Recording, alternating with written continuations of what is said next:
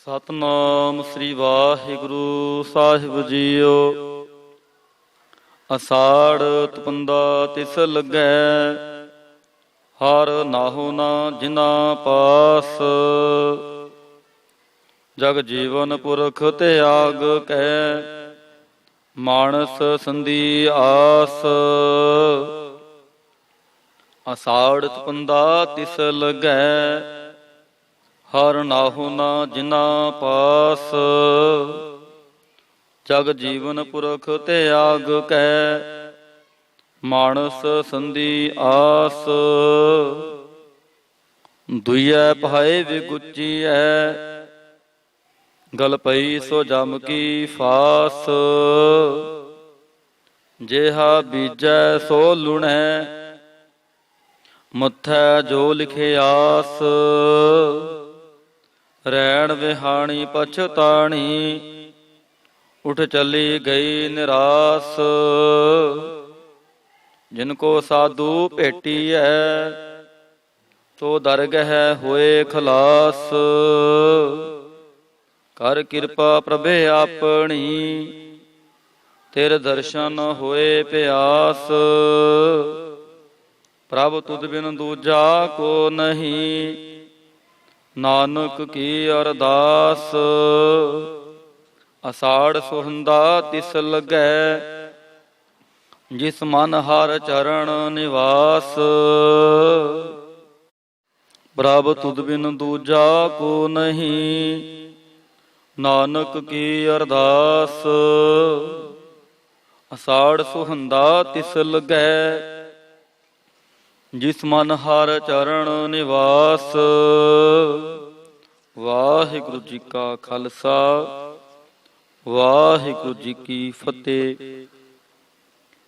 ਪਰਮ ਸਨਮਾਨਯੋਗ ਸਾਹਿਬ ਸ੍ਰੀ ਗੁਰੂ ਗ੍ਰੰਥ ਸਾਹਿਬ ਸੱਚੇ ਪਾਤਸ਼ਾਹ ਮਹਾਰਾਜ ਜੀ ਦੀ ਪਾਵਨ ਪਵਿੱਤਰ ਹਜ਼ੂਰੀ ਅੰਦਰ ਸੁਭਾਏ ਮਾਨ ਹੋਏ ਬੈਠੇ ਗੁਰਮੁਖ ਪਿਆਰੇ ਸਤਸੰਗੀ ਜਨੋ, ਗੁਰੂ ਅਰਜਨ ਦੇਵ ਜੀ ਮਹਾਰਾਜ ਵੱਲੋਂ ਉਚਾਰਨ ਕੀਤੇ ਹੋਏ ਅਸਾੜ ਮਹੀਨਾ ਸ਼ਬਦ ਆਪ ਜੀ ਨੇ ਸਰਵਣ ਕੀਤਾ ਹੈ। ਅੱਜ ਆਪਾਂ ਹੜ ਮਹੀਨੇ ਦੀ ਵਿਚਾਰ ਕਰਨੀ ਹੈ। ਸਤਿਗੁਰੂ ਜੀ ਨੇ ਇਸ ਹੜ ਦੇ ਮਹੀਨੇ ਦੇ ਵਿੱਚ ਸਾਨੂੰ ਕੀ ਉਪਦੇਸ਼ ਕੀਤਾ ਹੈ। ਸਤਿਗੁਰੂ ਗੁਰੂ ਅਰਜਨ ਦੇਵ ਜੀ ਮਹਾਰਾਜ ਆਪ ਕਿਰਪਾ ਕਰੋ, ਆਪ ਵਿੱਚ ਵਰਤ ਕੇ ਆਪਣੇ ਅੰਮ੍ਰਿਤ ਬਚਨਾਂ ਦੀ ਵਿਚਾਰ ਆਪ ਹੀ ਕਰਵਾ ਲਵੋ। ਸਾਧ ਸੰਗਤ ਜੀ ਕਿਰਪਾ ਕਰੋ, ਆਪ ਅਸੀਸ ਬਖਸ਼ੋ। ਗੁਰੂ ਬਖਸ਼ੀ ਹੋਏ ਫਤਿਹ ਪ੍ਰਵਾਨੋ। ਵਾਹਿਗੁਰੂ ਜੀ ਕਾ ਖਾਲਸਾ, ਵਾਹਿਗੁਰੂ ਜੀ ਕੀ ਫਤਿਹ। ਪੰਚਮ ਪਾਤਸ਼ਾਹ ਗੁਰੂ ਅਰਜਨ ਦੇਵ ਜੀ ਨੇ ਇਸ ਮਹੀਨੇ ਦੇ ਵਿੱਚ ਗੁਰਮਤਿ ਦਾ ਜੋ ਉਪਦੇਸ਼ ਦ੍ਰਿੜ ਕਰਵਾਇਆ ਹੈ, ਖਾਸ ਕਰਕੇ ਹਿੰਦੁਸਤਾਨ ਦੀ ਧਰਤੀ ਤੇ ਇਸ ਹਾੜ ਦੇ ਮਹੀਨੇ ਦੇ ਵਿੱਚ ਗਰਮੀ ਬਹੁਤ ਪੈਂਦੀ ਹੈ, ਗਰਮ ਲੂਆਂ ਚੱਲਦੀਆਂ ਨੇ। ਸੂਰਜ ਦੀਆਂ ਕਿਰਨਾਂ ਧਰਤੀ ਤੇ ਤਪਸ਼ ਪੈਦਾ ਕਰਦੀਆਂ ਨੇ। ਉਸ ਤਪਸ਼ ਭਰੀਆਂ ਕਿਰਨਾਂ ਦਾ ਮਨੁੱਖਾਂ ਉੱਤੇ, ਪਸ਼ੂ ਪੰਛੀਆਂ ਅਤੇ ਵਨਸਪਤ ਉੱਤੇ ਬਹੁਤ ਅਸਰ ਪੈਂਦਾ ਹੈ। ਗੁਰੂ ਅਰਜਨ ਦੇਵ ਜੀ ਕਹਿੰਦੇ ਨੇ, ਜਦੋਂ ਅੱਤ ਦੀ ਲੂ ਚੱਲੇ, ਗਰਮੀ ਪਵੇ,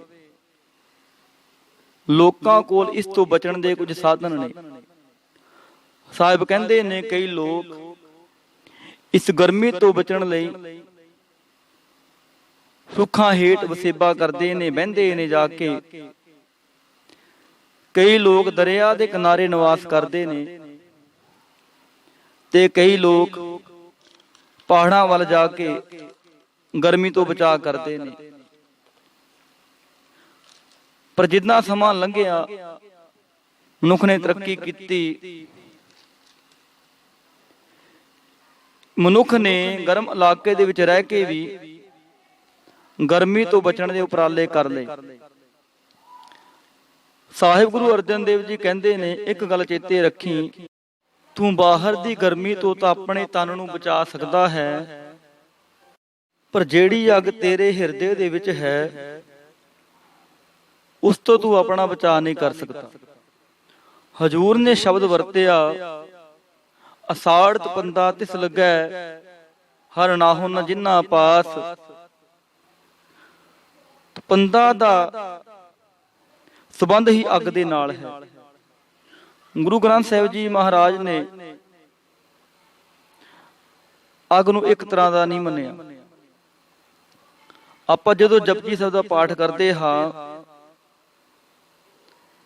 ਤੇ ਬਚਨ ਆਉਂਦਾ ਹੈ, ਸਾਹਿਬ ਕਹਿੰਦੇ ਨੇ, ਕੇਤੇ ਪੌਣ ਪਾਣੀ ਬੈ ਸੰਤਰ, ਕੇਤੇ ਕਾਨ ਮਹੇਸ਼। ਗੁਰੂ ਗ੍ਰੰਥ ਸਾਹਿਬ ਜੀ ਆਖਦੇ ਨੇ ਅੱਗ ਕਈ ਤਰ੍ਹਾਂ ਦੀ ਹੈ, ਇੱਕ ਤਰ੍ਹਾਂ ਦੀ ਅੱਗ ਨਹੀਂ ਹੈ। ਆਪਾਂ ਕਹਾਂਗੇ ਸਤਿਗੁਰੂ ਜੀ ਫਿਰ ਅੱਗ ਕਿੰਨੇ ਤਰ੍ਹਾਂ ਦੀ ਹੋਈ? ਧੰਨ ਸ੍ਰੀ ਗੁਰੂ ਗ੍ਰੰਥ ਸਾਹਿਬ ਜੀ ਮਹਾਰਾਜ ਨੇ ਉਹਨਾਂ ਅੱਗਾਂ ਦਾ ਜ਼ਿਕਰ ਕੀਤਾ ਹੈ। ਇੱਕ ਅੱਗ ਤਾਂ ਆਪਾਂ ਚੁੱਲ੍ਹੇ ਦੇ ਵਿੱਚ ਬਾਲਦੇ ਹਾਂ, ਚੁੱਲ੍ਹੇ ਵਿੱਚ ਬਲਦੀ ਹੋਈ ਵੀ ਅੱਗ ਹੈ। ਧਿਆਨ ਦੇਣਾ, ਇੱਕ ਅੱਗ ਉਹ ਹੈ ਜਦੋਂ ਕਿਤੇ ਜੰਗਲ ਦੇ ਵਿੱਚ ਦੋ ਬਾਂਸ ਦੇ ਰੁੱਖ ਆਪਸ ਵਿੱਚ ਰਗੜ ਖਾਂਦੇ ਨੇ, ਉਹਦੇ ਵਿੱਚੋਂ ਜੋ ਅੱਗ ਪੈਦਾ ਹੁੰਦੀ ਹੈ ਜਿਸ ਨੂੰ ਦਾਵਾ ਅਗਨ ਕਹਿੰਦੇ ਨੇ, ਉਹ ਵੀ ਇੱਕ ਅੱਗ ਹੈ। ਤੇ ਇੱਕ ਅੱਗ ਸਮੁੰਦਰ ਦੇ ਵਿੱਚੋਂ ਨਿਕਲਦੀ ਹੈ ਜਿਸ ਨੂੰ ਸਿਆਣੇ ਲੋਕ ਬੜਵਾ ਕਹਿੰਦੇ ਨੇ। ਤੇ ਇੱਕ ਅੱਗ ਹੋਰ ਵੀ ਹੈ ਜਿਹੜੀ ਬੱਦਲਾਂ ਵਿੱਚੋਂ ਨਿਕਲਦੀ ਹੈ। ਜਦੋਂ ਮੀਂਹ ਪੈਂਦਾ ਹੈ, ਬਿਜਲੀ ਲਿਸਕਦੀ ਹੈ ਤੇ ਉਹ ਬਿਜਲੀ ਜਿੱਥੇ ਵੀ ਡਿੱਗਦੀ ਹੈ ਉਹ ਸਾਰਾ ਕੁਝ ਸਵਾਹ ਕਰ ਦਿੰਦੀ ਹੈ। ਉਸ ਨੂੰ ਆਪਾਂ ਅੱਗ ਕਹਿੰਦੇ ਹਾਂ। ਤੇ ਗੁਰੂ ਗ੍ਰੰਥ ਸਾਹਿਬ ਜੀ ਕਹਿੰਦੇ ਨੇ ਇਹ ਅੱਗਾਂ ਬਾਹਰ ਦੀਆਂ ਨੇ, ਪਰ ਤੇਰੇ ਅੰਦਰ ਵੀ 4 ਤਰ੍ਹਾਂ ਦੀਆਂ ਅੱਗਾਂ ਨੇ। ਇੱਕ ਤਾਂ ਮਨੁੱਖ ਦੇ ਪੇਟ ਦੇ ਵਿੱਚ ਜਠਰਾਗਨ ਹੈ। ਜੋ ਕੁਝ ਵੀ ਅਸੀਂ ਪ੍ਰਸਾਦ ਪਾਣੀ ਛਕਦੇ ਹਾਂ ਉਹ ਉਸ ਨੂੰ ਪਚਾਉਣ ਦੇ ਵਿੱਚ ਮਦਦ ਕਰਦੀ ਹੈ। ਮਨੁੱਖ ਸ਼ਾਇਦ ਇਸ ਅੱਗ ਨੂੰ ਤਾਂ ਵੇਖ ਵੀ ਲਵੇ, ਪਰ ਮਨੁੱਖ ਦੇ ਅੰਦਰ 4 ਤਰ੍ਹਾਂ ਦੀਆਂ ਅੱਗ ਦੀਆਂ ਨਦੀਆਂ ਵਗਦੀਆਂ ਨੇ, ਜਿਹੜਾ ਮਨੁੱਖ ਕਦੇ ਵੇਖ ਨਹੀਂ ਸਕਦਾ। ਵੀ ਸਤਿਗੁਰੂ ਜੀ ਅੱਗਾਂ ਕਿਹੜੀਆਂ ਨੇ? ਤੇ ਗੁਰੂ ਗ੍ਰੰਥ ਸਾਹਿਬ ਜੀ ਕਹਿੰਦੇ ਨੇ, ਹੰਸ ਹੇਤ ਲੋਭ ਕੋਪ, ਚਾਰੇ ਨਦੀਆਂ ਅੱਗ, ਪਵੈ ਦੱਜੈ ਨਾਨਕਾ, ਤਰੀਐ ਚਰਣੀ ਲੱਗ। ਹੰਸ ਤੋਂ ਭਾਵ ਅੱਗ ਹੈ। ਹੰਸ ਦੇ ਗੁਰੂ ਗ੍ਰੰਥ ਸਾਹਿਬ ਦੇ ਵਿੱਚ ਅਰਥ ਵੱਖਰੇ ਵੱਖਰੇ ਨੇ। ਇੱਕ ਅਰਥ ਤਾਂ ਹੰਸ ਦਾ ਬਣਦਾ ਹੈ ਜੀਵਾਤਮਾ, ਤੇ ਦੂਜਾ ਅਰਥ ਬਣਦਾ ਹੈ ਬਾਣੀ ਦੇ ਨਾਲ ਜੁੜਿਆ ਹੋਇਆ, ਪਰਮਾਤਮਾ ਦੇ ਨਾਮ ਚ ਰੰਗਿਆ ਹੋਇਆ। ਉਹਦਾ ਵੀ ਅਰਥ ਆਪਾਂ ਹੰਸ ਕਰਾਂਗੇ। ਤੇ ਇੱਕ ਹੰਸ ਦਾ ਅਰਥ ਹੈ ਜਿਹੜਾ ਦੁਨਿਆਵੀ ਪੰਛੀ ਹੈ, ਪਰ ਇੱਥੇ ਇਸ ਹੰਸ ਸ਼ਬਦ ਦਾ ਅਰਥ ਹੈ ਹਿੰਸਾ, ਕਠੋਰਤਾ, ਨਿਰਦੈਤਾ। ਹਰ ਇੱਕ ਤੇ ਜ਼ੁਲਮ ਢਾਉਣਾ, ਜ਼ੁਲਮ ਕਰਨਾ ਵੀ ਇੱਕ ਤਰ੍ਹਾਂ ਦੀ ਅੱਗ ਹੈ। ਤੇ ਅੱਗੇ ਹੈ ਹੇਤ। ਹੇਤ ਸ਼ਬਦ ਦਾ ਅਰਥ ਹੈ ਮੋਹ। ਮੋਹ ਵੀ ਇੱਕ ਤਰ੍ਹਾਂ ਦੀ ਅੱਗ ਹੈ। ਅੱਗੇ ਸ਼ਬਦ ਹੈ ਲੋਭ। ਲੋਭ ਦਾ ਅਰਥ ਹੈ ਲਾਲਚ। ਲਾਲਚ ਵੀ ਇੱਕ ਤਰ੍ਹਾਂ ਦੀ ਅੱਗ ਹੈ। ਤੇ ਅੱਗੇ ਹੈ ਕੋਪ। ਕੋਪ ਸ਼ਬਦ ਦਾ ਅਰਥ ਹੈ ਗੁੱਸਾ, ਤੇ ਗੁੱਸਾ ਵੀ ਇੱਕ ਅੱਗ ਹੈ। ਜਿਹੜਾ ਵੀ ਇਸ ਅੱਗ ਦੇ ਵਿੱਚ ਪਿਆ ਉਹ ਵਹਿ ਤਰਿਆ। ਵੀ ਜਦੋਂ ਤੱਕ ਮਨੁੱਖ ਗੁਰੂ ਦੀ ਚਰਣੀ ਨਹੀਂ ਆਉਂਦਾ, ਉਸ ਮਾਲਕ ਦਾ ਨਾਮ ਨਹੀਂ ਜਪਦਾ, ਉਦੋਂ ਤੱਕ ਇਹਨਾਂ ਅੱਗਾਂ ਤੋਂ ਬਚਿਆ ਨਹੀਂ ਜਾ ਸਕਦਾ। ਸਤਿਗੁਰੂ ਜੀ ਕਹਿੰਦੇ ਨੇ, ਬਾਹਰ ਦੀ ਅੱਗ ਤਾਂ ਮਨੁੱਖ ਠੰਡੇ ਇਲਾਕੇ ਦੇ ਵਿੱਚ ਜਾ ਕੇ ਕੂਲਰ ਏਸੀ ਚਲਾ ਕੇ ਬੁਝਾ ਸਕਦਾ ਹੈ, ਪਰ ਅੰਦਰ ਦੀ ਅੱਗ ਉਨਾ ਚਿਰ ਨਹੀਂ ਬੁਝਦੀ ਜਿੰਨਾ ਚਿਰ ਸਾਈਂ ਦਾ ਪੱਲਾ ਨਹੀਂ ਫੜਦਾ। ਤੇ ਸਾੜ ਦਾ ਮਹੀਨਾ ਕਿਹਨਾਂ ਵਾਸਤੇ ਤਪਦਾ ਹੈ? ਸਤਿਗੁਰੂ ਜੀ ਸ੍ਰੀ ਰਾਗ ਦੇ ਵਿੱਚ ਬਚਨ ਕਰਦੇ ਨੇ, ਹਰ ਬਿਨ ਜੀਓ ਜਲ ਬਲ ਜਾਓ, ਮੈਂ ਆਪਣਾ ਗੁਰਪੁੱਛ ਦੇਖਿਆ ਔਰ ਨਾਹੀ ਥਾਓ। ਵੀ ਹਰੀ ਦੇ ਨਾਮ ਤੋਂ ਬਿਨਾ ਇਹ ਅਸਾੜ ਦਾ ਮਹੀਨਾ ਤਪਸ ਪੈਦਾ ਕਰਨ ਵਾਲਾ ਹੈ। ਉਹਨਾਂ ਦਾ ਹਿਰਦਾ ਤਪਦਾ ਹੈ ਜਿਨ੍ਹਾਂ ਦਾ ਆਪਣੇ ਇਸ਼ਟ ਦੇ ਨਾਲ, ਆਪਣੇ ਵਾਹਿਗੁਰੂ ਦੇ ਨਾਲ ਪਿਆਰ ਨਹੀਂ, ਜਿਹਦੇ ਉਸਦੇ ਗੁਣ ਨੂੰ ਨਹੀਂ ਗਾਉਂਦੇ। ਗੁਰੂ ਦੇ ਨਾਮ ਨੂੰ ਜਪ ਕੇ ਹੀ ਇਸ ਤਪਸ ਤੋਂ ਬਚਿਆ ਜਾ ਸਕਦਾ ਹੈ। ਸਤਿਗੁਰੂ ਜੀ ਬਚਨ ਕਰਦੇ ਨੇ ਧਨਾਸਰੀ ਰਾਗ ਦੇ ਵਿੱਚ, ਜੀਓ ਤਪਤ ਹੈ ਬਾਰੋ ਬਾਰ, ਤਪ ਤਪ ਖਪੈ ਬਹੁਤ ਬੇਕਾਰ, ਜੈਤਨ ਬਾਣੀ ਵਿਸਰ ਜਾਏ, ਜੋ ਪੱਕਾ ਰੋਗੀ ਵਿਲ ਲਾਏ। ਵੀ ਅਸਾੜ ਦਾ ਮਹੀਨਾ ਕਿਹਨਾਂ ਜੀਵਾਂ ਵਾਸਤੇ ਤਪਸ ਭਰਿਆ ਹੈ। ਵੀ ਜਿਸ ਮਨੁੱਖ ਦੇ ਹਿਰਦੇ ਦੇ ਵਿੱਚੋਂ ਬਾਣੀ ਵਿਸਰ ਜਾਏ, ਨਾਮ ਵਿਸਰ ਜਾਏ, ਉਹ ਇਸ ਤਰ੍ਹਾਂ ਵਿਲਕਦੇ ਨੇ ਜਿਵੇਂ ਕੋੜ ਦਾ ਰੋਗੀ ਤੜਫਦਾ ਹੈ। ਇਸ ਵਿਲਕਦੇ ਹੋਏ, ਤੜਫਦੇ ਹੋਏ ਹਿਰਦੇ ਨੂੰ ਪਰਮਾਤਮਾ ਦਾ ਨਾਮ ਹੀ ਸੀਤਲਤਾ ਦੇ ਸਕਦਾ ਹੈ। ਸਹਿਸਕ੍ਰਿਤੀ ਦੇ ਵਿੱਚ ਗੁਰੂ ਸਾਹਿਬ ਬਖਸ਼ਿਸ਼ ਕਰਦੇ ਨੇ, ਨੈ ਸੀਤਲੰਗ ਚੰਦਰ ਦੇਵੈ, ਨੈ ਸੀਤਲੰਗ ਬਾਵਨ ਚੰਦਨੈ। ਦੁਨਿਆਵੀ ਕੋਈ ਵੀ ਵਸਤੂ ਇਸ ਤਪਦੇ ਹੋਏ ਹਿਰਦੇ ਨੂੰ ਠਾਰ ਨਹੀਂ ਸਕਦੀ। ਚੰਦਰਮਾ ਸੀਤਲਤਾ ਦਾ ਪ੍ਰਤੀਕ ਹੈ। ਉਹ ਬਾਹਰਲੇ ਤਨ ਨੂੰ ਤਾਂ ਸੀਤਲਤਾ ਦੇ ਸਕਦਾ ਹੈ, ਪਰ ਤਪਦੇ ਹੋਏ ਹਿਰਦੇ ਨੂੰ ਉਹ ਸੀਤਲ ਨਹੀਂ ਕਰ ਸਕਦਾ। ਤੇ ਚੰਦਨ ਜਿਹੜਾ ਹੈ ਉਹ ਠੰਡਕ ਦੇਣ ਵਾਲਾ ਹੈ। ਜਦੋਂ ਸੱਪ ਦੇ ਅੰਦਰ ਜ਼ਹਿਰ ਵੱਧਦੀ ਹੈ, ਉਹ ਚੰਦਨ ਦੇ ਬੂਟੇ ਦੇ ਨਾਲ ਲਿਪਟਦਾ ਹੈ ਤੇ ਆਪਣੀ ਜਿਹੜੀ ਅੱਗ ਹੈ ਉਹਨੂੰ ਠੰਡੀ ਕਰਦਾ ਹੈ। ਪਰ ਸਤਿਗੁਰੂ ਜੀ ਬਖਸ਼ਿਸ਼ ਕਰਦੇ ਨੇ ਵੀ ਨੈ ਸੀਤਲੰਗ ਬਾਵਨ ਚੰਦਨ ਹੈ। ਵੀ ਚੰਦਨ ਨੂੰ ਪੀਸ ਕੇ ਜੇ ਬਾਹਰੀ ਤੌਰ ਤੇ ਮਨੁੱਖ ਲੇਪ ਕਰੇ,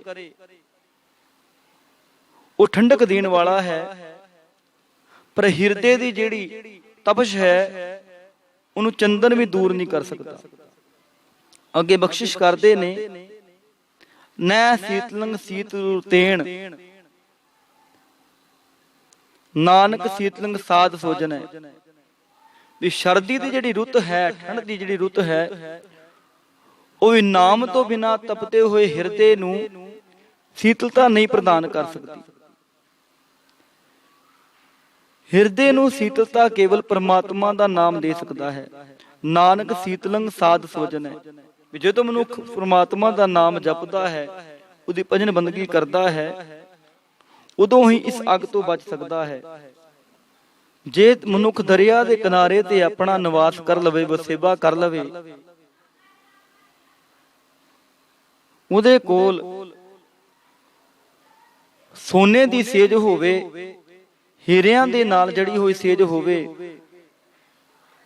ਪਰ ਪ੍ਰਮਾਤਮਾ ਦੇ ਨਾਮ ਤੋਂ ਬਿਨਾਂ ਉਹਦੀ ਤਪਸ ਖਤਮ ਨਹੀਂ ਹੋ ਸਕਦੀ। ਸਤਿਗੁਰੂ ਬਚਨ ਕਰਦੇ ਨੇ, ਜਲ ਥਰ ਨੀਰ ਭਰੇ, ਸੀਤਲ ਪਉਣ ਝੁਲਾਰ ਦੇ। ਵੀ ਤੇਰਾ ਘਰ ਦਰਿਆ ਦੇ ਕਿਨਾਰੇ ਤੇ ਹੋਵੇ, ਤੇ ਠੰਡੀ ਹਵਾ ਚਲਦੀ ਹੋਵੇ, ਤੇਰੇ ਘਰ ਦੇ ਵਿੱਚ ਠੰਡੀ ਹਵਾ ਪ੍ਰਵੇਸ਼ ਕਰੇ, ਪਰ ਤੇਰੇ ਤਪਦੇ ਹੋਏ ਹਿਰਦੇ ਨੂੰ ਉਹ ਸੀਤਲਤਾ ਨਹੀਂ ਦੇ ਸਕਦੀ। ਸੀਤਲਤਾ ਤਾਂ ਸਿਰਫ ਉਸ ਵਾਹਿਗੁਰੂ ਦਾ ਨਾਮ ਦੇ ਸਕਦਾ ਹੈ। ਚੰਦਨ ਚਾਂਦਨਾ ਸੁਰਦ ਰੁੱਤ, ਮੂਲ ਨਾ ਮਿਟਾਈ ਘਾ, ਸੀਤਲ ਥੀਵੈ ਨਾਨਕਾ ਜਪੰਦੜੋ ਹਰ ਨਾਮ। ਸਰਦੀ ਦੀ ਰੁੱਤ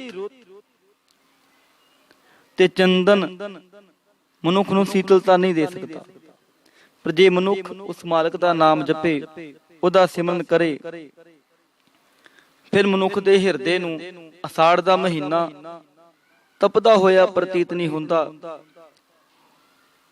ਅਸਾੜ ਦਾ ਮਹੀਨਾ ਉਹਨਾਂ ਵਾਸਤੇ ਹੀ ਤਪਦਾ ਹੋਇਆ ਹੈ ਜਿਨ੍ਹਾਂ ਦੇ ਕੋਲ ਪ੍ਰਭੂ ਪਤੀ ਦਾ ਨਾਮ ਨਹੀਂ ਹੈ। ਅਸਾੜ ਬੰਦਾ ਤਿਸ ਲੱਗੈ, ਹਰ ਨਾਹੋ ਨ ਜਿਨਾ ਪਾਸ। ਨਾਹੋ ਤੋਂ ਭਾਵ ਪਰਮਾਤਮਾ। ਜਿਨ੍ਹਾਂ ਦੇ ਕੋਲ ਪਰਮਾਤਮਾ ਦਾ ਨਾਮ ਨਹੀਂ, ਭਜਨ ਬੰਦਗੀ ਨਹੀਂ, ਉਹਨਾਂ ਵਾਸਤੇ ਇਹ ਅਸਾੜ ਦਾ ਮਹੀਨਾ ਤਪਸ ਭਰਿਆ ਹੋਇਆ ਹੈ। ਜਿਹੜੇ ਮਨੁੱਖ ਉਸ ਮਾਲਕ ਨੂੰ ਛੱਡ ਕੇ ਮਨੁੱਖ ਦੇ ਉੱਪਰ ਆਸ ਰੱਖਦੇ ਨੇ, ਉਹਨਾਂ ਵਾਸਤੇ ਵੀ ਇਹ ਮਹੀਨਾ ਤਪਸ ਭਰਿਆ ਹੈ। ਉਹਨਾਂ ਦੇ ਹਿਰਦੇ ਦੀ ਤਪਸ ਕਦੇ ਖਤਮ ਨਹੀਂ ਹੁੰਦੀ। ਸਤਿਗੁਰੂ ਜੀ ਬਚਨ ਕਰਦੇ ਨੇ, ਜਗ ਜੀਵਨ ਪੁਰਖ ਤਿਆਗ ਕੈ ਮਾਨਸ ਸੰਧੀ ਆਸ। ਜਗ ਜੀਵਨ ਤੋਂ ਭਾਵ ਸਾਰੇ ਜਗ ਨੂੰ ਜ਼ਿੰਦਗੀ ਦੇਣ ਵਾਲਾ ਪੁਰਖ ਪਰਮਾਤਮਾ। ਜ਼ਿੰਦਗੀ ਦੇਣ ਵਾਲੇ ਦਾਤੇ ਨੂੰ ਛੱਡ ਕੇ ਮਨੁੱਖ ਤੇ ਆਸ ਰੱਖਦਾ ਹੈ ਤੇ ਉਹ ਮਨੁੱਖ ਵੇ ਸਦਾ ਖੱਜਲ ਖੁਆਰ ਹੁੰਦਾ ਹੈ। ਉਹਦੇ ਹਿਰਦੇ ਦੇ ਅੰਦਰ ਕਦੇ ਸੀਤਲਤਾ ਆ ਹੀ ਨਹੀਂ ਸਕਦੀ। ਅੱਗੇ ਬਖਸ਼ਿਸ਼ ਕਰਦੇ ਨੇ, ਦੁਈਐ ਭਾਏ ਵਿਗੁਚੀਐ, ਗਲ ਪਈ ਸੋ ਜਮ ਕੀ ਫਾਸ। ਜਿਹੜਾ ਮਨੁੱਖ ਉਸ ਪਰਮਾਤਮਾ ਨੂੰ ਛੱਡ ਕੇ, ਉਸ ਵਾਹਿਗੁਰੂ ਨੂੰ ਛੱਡ ਕੇ ਕਿਸੇ ਹੋਰ ਦਾ ਆਸਰਾ ਤੱਕਦਾ ਹੈ, ਕਿਸੇ ਹੋਰ ਤੇ ਆਸ ਰੱਖਦਾ ਹੈ, ਉਸ ਮਨੁੱਖ ਦੇ ਗਲੇ ਦੇ ਵਿੱਚ ਜਮਾਂ ਦਾ ਫੰਦਾ ਪੈਂਦਾ ਹੈ। ਅੱਗੇ ਬਖਸ਼ਿਸ਼ ਕਰਦੇ ਨੇ, ਜੇਹਾ ਬੀਜੈ ਸੋ ਲੁਣੈ, ਮੱਥੇ ਜੋ ਲਿਖਿਆ ਆਸ। ਮਨੁੱਖ ਉਹੀ ਚੀਜ਼ ਪ੍ਰਾਪਤ ਕਰਦਾ ਹੈ ਜੋ ਉਹਦੇ ਲੇਖਾਂ ਦੇ ਵਿੱਚ ਹੁੰਦੀ ਹੈ। ਵੀ ਜਿੱਦਾਂ ਦਾ ਮਨੁੱਖ ਕਰਮ ਕਰਦਾ ਹੈ, ਫਲ ਉਦਾਂ ਦਾ ਮਿਲਦਾ ਹੈ। ਤੇ ਅੱਗੇ ਬਖਸ਼ਿਸ਼ ਕਰਦੇ ਨੇ, ਰਹਿਣ ਵਿਹਾਣੀ ਪਛਤਾਣੀ, ਉੱਠ ਚੱਲੀ ਗਈ ਨਿਰਾਸ। ਜਗ ਜੀਵਨ ਪੁਰਖ ਮਾਲਕ ਨੂੰ ਵਿਸਾਰਨ ਵਾਲੀ ਜੀਵ ਇਸਤਰੀ ਦੀ ਜ਼ਿੰਦਗੀ ਪਛਤਾਵਿਆਂ ਦੇ ਵਿੱਚ ਹੀ ਲੰਘਦੀ ਹੈ। ਆਸ ਹਿਰਦਾ ਲੈ ਕੇ ਦੁਨੀਆ ਤੋਂ ਚਲੀ ਜਾਂਦੀ ਹੈ। ਪਰ ਸਤਿਗੁਰੂ ਜੀ ਬਖਸ਼ਿਸ਼ ਕਰਦੇ ਨੇ ਵੀ ਜਿਨ੍ਹਾਂ ਨੂੰ ਪਰਿਪੂਰਨ ਪਰਮਾਤਮਾ ਦਾ ਮਿਲਾਪ ਹੋ ਜਾਂਦਾ ਹੈ, ਉਹ ਮੁਕਤੀ ਨੂੰ ਪ੍ਰਾਪਤ ਕਰਦੇ ਨੇ। ਜਿਨ ਕੋ ਸਾਧੂ ਭੇਟੀ ਹੈ ਤੋ ਦਰਗਹਿ ਹੋਏ ਖਲਾਸ। ਜਿਨ੍ਹਾਂ ਨੂੰ ਪ੍ਰਭੂ ਪਤੀ ਮਿਲ ਪੈਂਦਾ ਹੈ, ਉਹ ਮੁਕਤੀ ਦਾ ਦੁਆਰਾ ਪ੍ਰਾਪਤ ਕਰਦੇ ਨੇ ਤੇ ਉਸ ਮਾਲਕ ਦੇ ਦਰਬਾਰ ਦੇ ਵਿੱਚ ਵੀ ਇੱਜ਼ਤ ਮਾਣ ਸਤਿਕਾਰ ਪਾਉਂਦੇ ਨੇ। ਰੇਰੇ ਦਰਗਹਿ ਕਹਿ ਨਾ ਕੋ, ਆਓ ਬੈਠ ਆਦਰ ਸ਼ੁਭ ਦਿਓ। ਉਹਨਾਂ ਨੂੰ ਕੋਈ ਇਸ ਦਰਗਾਹ ਦੇ ਵਿੱਚ ਕੋਈ ਵੀ ਨਹੀਂ ਕਹਿ ਸਕਦਾ। ਤੇ ਸਤਿਗੁਰੂ ਜੀ ਬਖਸ਼ਿਸ਼ ਕਰਦੇ ਨੇ, ਕਰ ਕਿਰਪਾ ਪ੍ਰਭ ਆਪਣੀ, ਤੇਰੇ ਦਰਸ਼ਨ ਹੋਏ ਪਿਆਸ। ਵਾਹਿਗੁਰੂ ਜੀ ਮੇਰੇ ਤੇ ਕਿਰਪਾ ਕਰੋ, ਤੇਰੇ ਦਰਸ਼ਨਾਂ ਦੀ ਤਾਂਘ ਮੇਰੇ ਹਿਰਦੇ ਦੇ ਵਿੱਚ ਬਣੀ ਰਵੇ, ਕਿਉਂਕਿ ਤੇਰੇ ਤੋਂ ਬਿਨਾ ਮੇਰਾ ਹੋਰ ਕੋਈ ਸਹਾਰਾ ਨਹੀਂ ਹੈ। ਮੇਰੀ ਤੇਰੇ ਅੱਗੇ ਇੱਕੋ ਅਰਦਾਸ ਹੈ, ਬੇਨਤੀ ਹੈ ਕਿ ਮੇਰੇ ਮਨ ਦੇ ਵਿੱਚ ਤੇਰੇ ਦਰਸ਼ਨਾਂ ਦੀ ਤਾਂਘ ਬਣੀ ਰਵੇ ਤੇ ਮੈਂ ਸਦਾ ਤੇਰੇ ਨਾਲ ਜੁੜਿਆ ਰਵਾਂ। ਤੇ ਸਤਿਗੁਰੂ ਜੀ ਬਖਸ਼ਿਸ਼ ਕਰਦੇ ਨੇ, ਅਸਾੜ ਸੁਹੰਦਾ ਤਿਸ ਲੱਗਾ, ਜਿਸ ਮਨ ਹਰ ਚਰਨ ਨਿਵਾਸ। ਅਸਾੜ ਦਾ ਤਪਦਾ ਹੋਇਆ ਮਹੀਨਾ ਉਹਨਾਂ ਜੀਵਾਂ ਨੂੰ ਸੁਹਾਵਣਾ ਲੱਗਦਾ ਹੈ, ਠੰਡਾ ਮਹਿਸੂਸ ਹੁੰਦਾ ਹੈ, ਜਿਨ੍ਹਾਂ ਦੇ ਹਿਰਦੇ ਦੇ ਵਿੱਚ ਆਪਣੀ ਮਾਲਕ ਦੇ ਚਰਨਾਂ ਦਾ ਨਿਵਾਸ ਹੈ। ਹਿਰਦੇ ਦੇ ਵਿੱਚ ਪ੍ਰਭੂ ਦਾ ਨਾਮ ਵਸਿਆ ਹੋਇਆ ਹੈ, ਉਸ ਦਾ ਜ਼ਿੰਦਗੀ ਦੇ ਵਿੱਚ ਆਨੰਦ ਮਾਣਦੇ ਨੇ। ਆਪਾਂ ਬਚਨ ਪੜ੍ਹਦੇ ਹਾਂ, ਆਨੰਦ ਭਿਆ ਮੇਰੀ ਮਾਈ ਸਤਿਗੁਰੂ ਮੈਂ ਪਾਇਆ। ਵੀ ਜਦੋਂ ਪਰਮਾਤਮਾ ਮਿਲ ਪੈਂਦਾ ਹੈ, ਉਦੋਂ ਜ਼ਿੰਦਗੀ ਦੇ ਵਿੱਚ ਆਨੰਦ ਹੀ ਆਨੰਦ ਆਉਂਦਾ ਹੈ। ਤੇ ਸਤਿਗੁਰੂ ਜੀ ਬਖਸ਼ਿਸ਼ ਕਰਦੇ ਨੇ ਅਸਾੜ ਸੁਹਣ ਦਾ ਤਿਸ ਲੱਗੈ ਜਿਸ ਮਨ ਹਰ ਚਰਨ ਨਿਵਾਸ।